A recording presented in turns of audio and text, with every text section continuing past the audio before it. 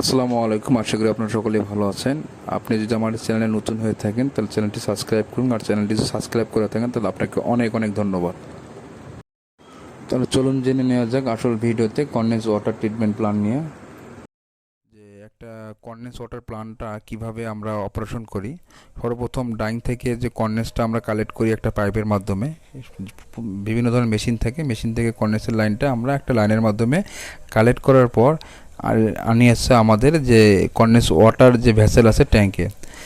এখানে কয়েকটা লাইন আছে, যে লাইনটা করা হয়েছে, এই লাইনটা করার উদ্দেশ্য হচ্ছে হিট এক্সচেঞ্জার লিক হলে অনেক সময় রাসায়নিক যে কেমিক্যালগুলো আছে বা কালারগুলো আছে সেটা হিট মানে কনডেন্সের সাথে মিশে গেলে এই পানিটা যদি আমরা বয়লারে ইউজ করি সেক্ষেত্রে আমাদের বয়লারের জন্য মারাত্মক একটা হুমকি স্বরূপ হতে পারে। সেই কারণে আমাদের এখানে আলাদা একটা লাইন করা আছে। যদি কখনও দেখা যায় যে পানিতে কালার আসতেছে বা হিট এক্সচেঞ্জার লিক হওয়ার কারণে, সেই ক্ষেত্রে আমরা এই পানিটা বাইরে সারি। এরপর আমাদের আসতেছে এই ট্যাঙ্কে থেকে জমা হওয়ার পর পানিটা জমা হচ্ছে। এরপরে যে পানি জমা হচ্ছে কনডেন্সটা, স্টিমটা যে ফ্লাশ স্টিম বলা হয়, সেই ফ্লাশ স্টিমটার জন্য আলাদা একটা লাইন করা আছে, যে স্টিমটা বাইরে চলে যাবে। আর হচ্ছে এই পানিটাকে আমরা একটা ফ্লোমিটারের মাধ্যমে, যেহেতু আমাদের কনডেন্স ওয়াটার যে ভেসেল আছে সেই ভেসেলের মধ্যে আমরা পানিটা প্রথম জমা করতেছি। জমা করার পর এখানে এই ভেসেলের থেকে মানে বিভিন্ন ধরনের সেন্সর রাখা আছে, যেহেতু এই সিস্টেমটা পুরো অটোমেটিকভাবে চালানো হয়। এই সেন্সর থেকে লেভেলের সেন্সরের মাধ্যমে পানির কোয়ান্টিটি বা বয়লারের ফিট ট্যাঙ্কে আমরা একটা সেন্সর লাগানো আছে, কখন আমার এই ভেসেল থেকে পানি ওখানে পাঠাতে হবে। এই সেন্সরের মাধ্যমে অটোমেটিকভাবে আমরা এই পানিটাকে বয়লার ফিট ট্যাঙ্কে ট্রান্সফার করে থাকি। এখানে একটা জিনিস বলে রাখি, একটা সেন্সর আছে বয়লার ফিট ট্যাঙ্ক, আর একটা সেন্সর আছে হচ্ছে এই কনডেন্স ভেসেলে।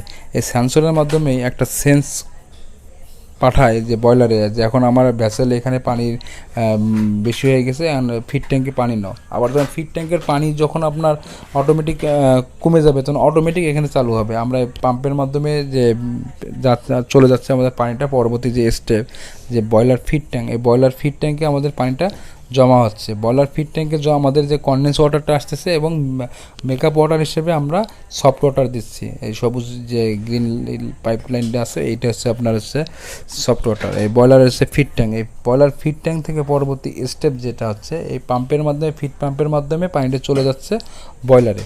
এই বয়লারে যাওয়ার পর এই বয়লারেই সেই স্টিম তৈরি হচ্ছে। আবার পুনরায় বয়লারে যে কাজ, বয়লার এই গরম বা কনডেন্স ওয়াটার ফিট ট্যাঙ্ক থেকে নেওয়ার পর স্টিম তৈরি করতেছে, আবার সেই স্টিমটাই আবার ডাইঙে চলে যাচ্ছে। এক কথায় রিসাইকেলিং বা রিউজিং যে পারপোজটা, এই বয়লারে যে স্টিমটা থেকে যে পানিটা হয় সেই পানিটা পুনরায় ইউজ করা হয়। আশা করি ভিডিওটি ভালো